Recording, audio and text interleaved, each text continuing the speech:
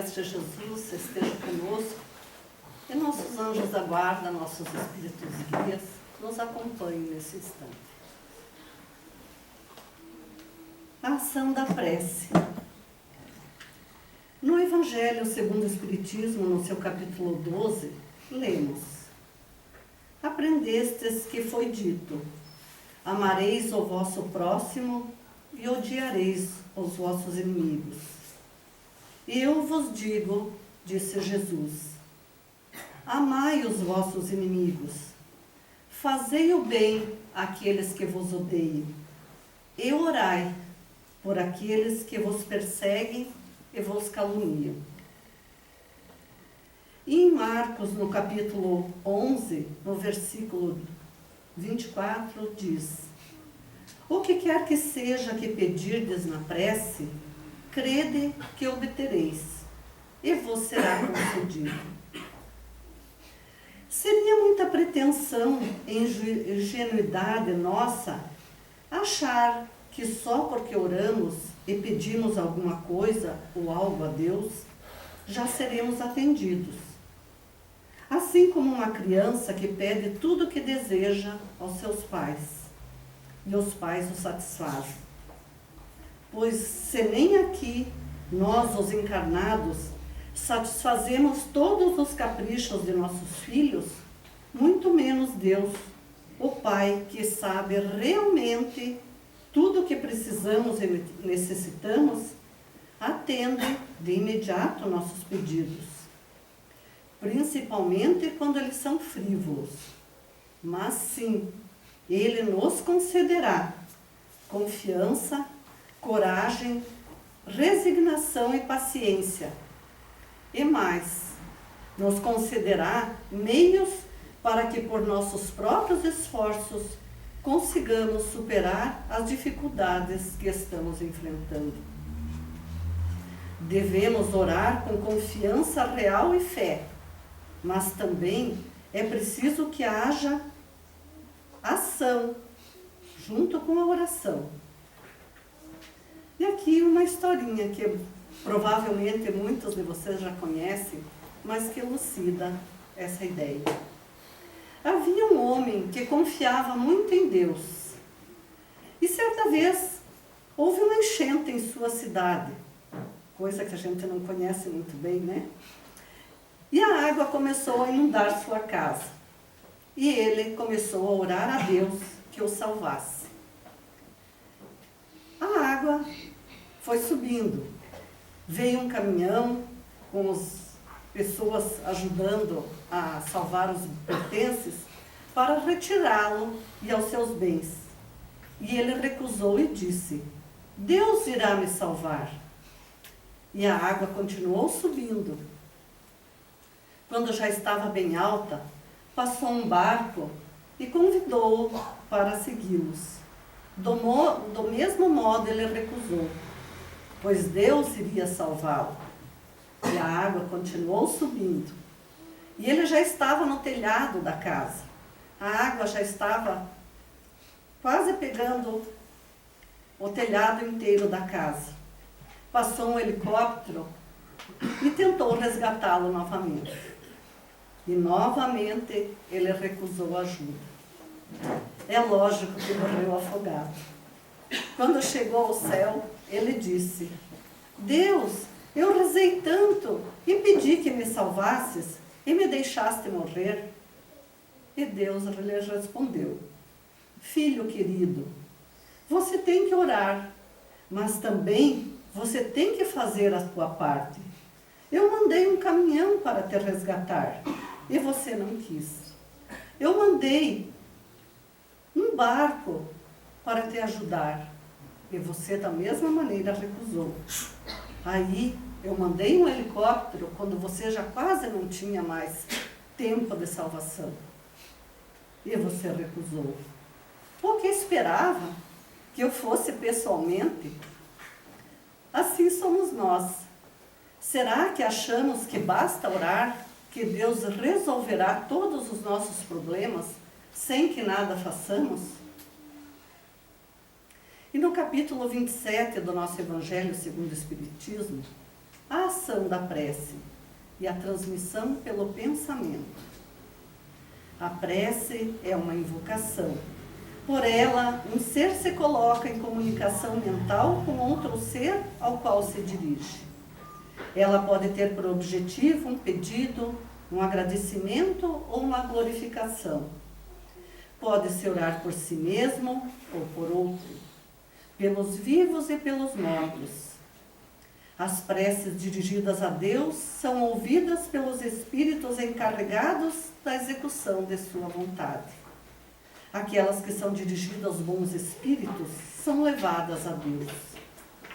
Para melhor entendermos o mecanismo no qual a prece atua, mentalizemos todos os seres encarnados e desencarnados, mergulhados no fluido cósmico universal que ocupa o espaço.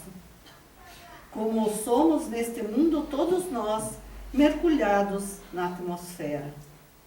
Esse fluido recebe um impulso da vontade, é o veículo do pensamento, como o ar é o veículo do som. Com a diferença que as vibrações do ar são limitadas, enquanto que a dos fluidos universais se estendem ao infinito. Portanto, quando o pensamento é dirigido a um ser qualquer sobre a Terra ou no espaço, de encarnado a desencarnado ou de desencarnado a encarnado, estabelece-se uma corrente fluídica de um para o outro, transmitindo pelo pensamento, como o ar transmite o som. A energia da corrente está em razão do vigor do pensamento e da vontade. Por isso, a prece é ouvida pelos espíritos, em qualquer lugar em que eles se encontrem. Os espíritos se comunicam entre si, nos transmitem suas inspirações. O intercâmbio se estabelece à distância entre os encarnados.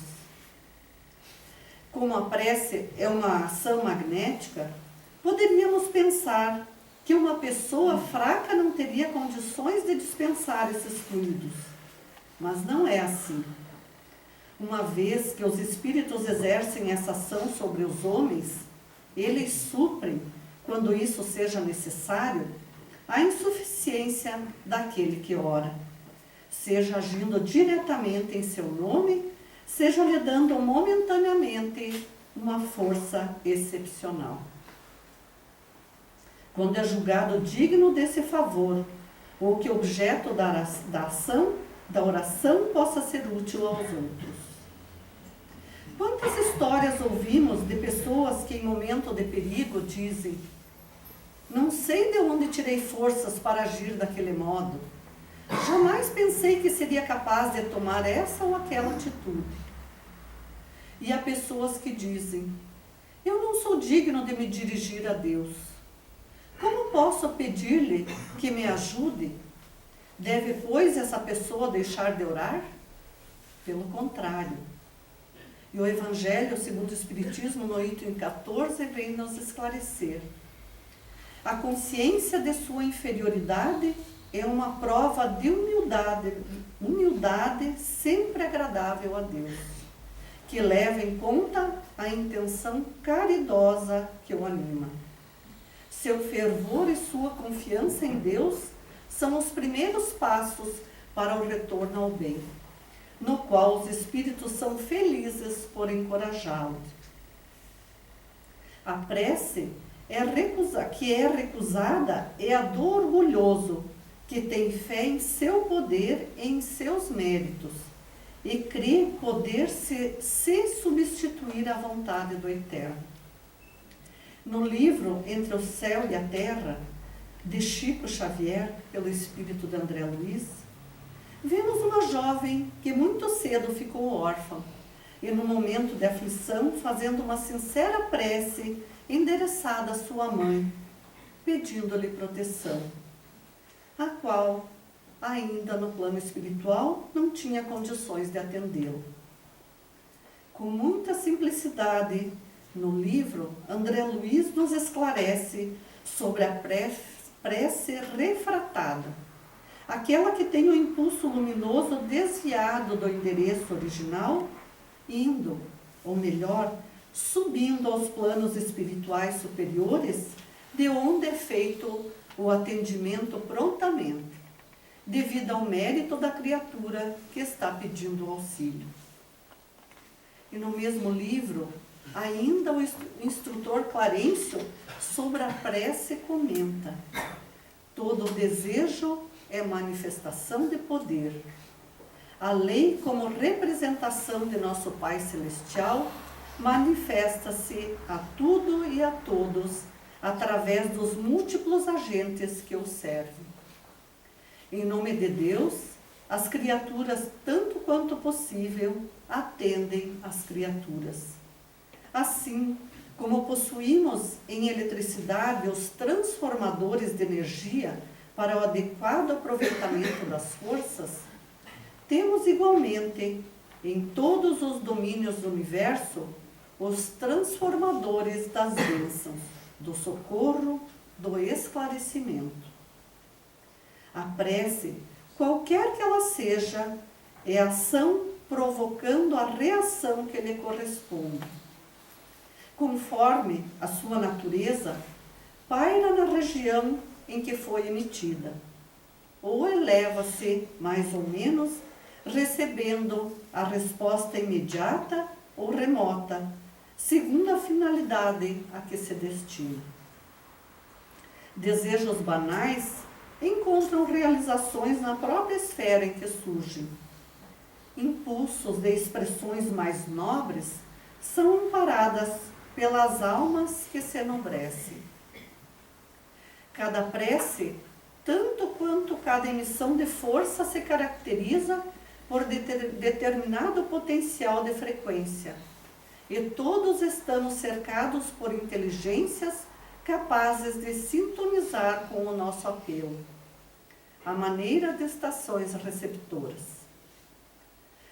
Temos diversas espécies de dores, físicas, emocionais, sentimentais, dificuldades de relacionamento, perda de bens materiais, de emprego, de entes queridos, e por aí afora. Porém, muitas vezes, só quando essas dores atingem um grau insuportável, nossos pensamentos se voltam para Deus, na busca de conforto. Nessa hora, tentamos orar, procurar alguma religião, algum lugar que alivie essa dor. Essas dores, que na maioria das vezes são ocasionadas pela nossa própria imprevidência, são violações que cometemos contra as leis divinas, sem nos darmos conta.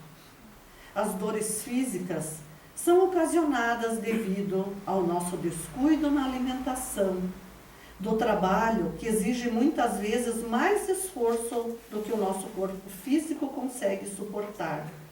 Ou então, ao contrário, a inanição que aos poucos atrofia a musculatura.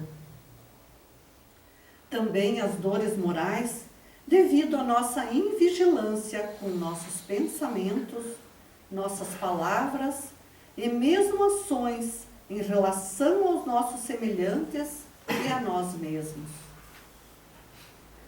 Quando buscamos a prece e nos ligamos a Deus, Ele nos conforta e nos dá energia para enfrentarmos todas as dores as quais passamos. Nos envia através de nossos protetores e guias espirituais, nossos anjos da guarda, pensamentos que nos orientam na melhor maneira de solucionar nossos problemas. E muitos perguntam: existe uma maneira certa de orar? E pode-se orar em qualquer lugar? A forma adequada de orar é abrir o nosso coração a Deus. Sejamos honestos e sinceros com Ele, pois Ele nos conhece melhor do que a nós mesmos. Apresentemos nossas súplicas a Ele, mas lembremos sempre que Ele sabe o que é melhor para nós e não vai nos dar algo que nós desejamos mas não que não será bom para nós.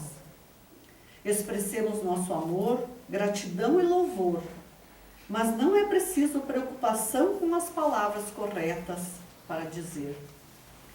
Deus está mais interessado no conteúdo de nosso coração do que na quantidade e na qualidade das palavras.